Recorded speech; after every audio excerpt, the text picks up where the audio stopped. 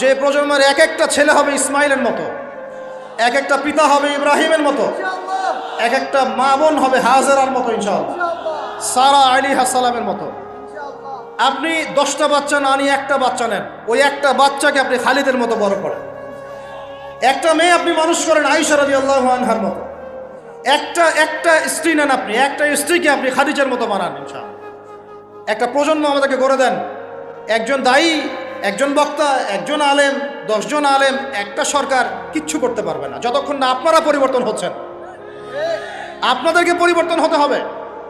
আমি এখানে জোরে গলায় কথা বলে গরম গরম বক্তব্য দিয়েও কিছু করতে পারবো না। আপনাদের সবাইকে পরিবর্তন হতে হবে, আমাদের সবাইকে পরিবর্তন হতে হবে। আজকে থেকেই 5 ওয়াক্ত নামাজি হয়ে যান, আল্লাহ তৌফিক দান করেন। কোরআন হাতে থাকবে সব সময়, যখনই সময় পাবেন কোরআন তেলাওয়াত করবেন। কোরআন আপনাকে আল্লাহর দিকে নিয়ে আসবে ইনশাআল্লাহ। সুন্নত থাকবে চেহারা থেকে শুরু করে।